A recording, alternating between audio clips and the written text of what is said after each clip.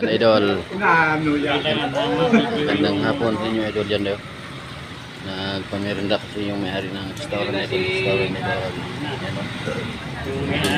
ito. Restaurant. Mababait yan dito idol. Mga trabante Yan ng mga kasama namin kalsada. doon. Yan sila doon. Si Manong idol. Yan. Yan. Kain pa siya. Talaga ano doon. Abangan nyo na lang. Abangan nyo na lang. Ako ginagluto ka mo kami ako. Ito ang family ko sa kanila. Yan. Gina-vlog ko lang ba? Malay mo magkaroon akong pira. Pero, bicycle. Ha? Lagay ka na lang.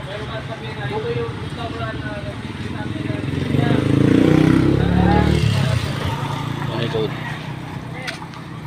Itong restaurant na doon sa Taytay idol. Pupunta nyo magkain dito idol dito. Ang ganda. Mabait ng may-ari ng restaurant na ito idol. Mabait.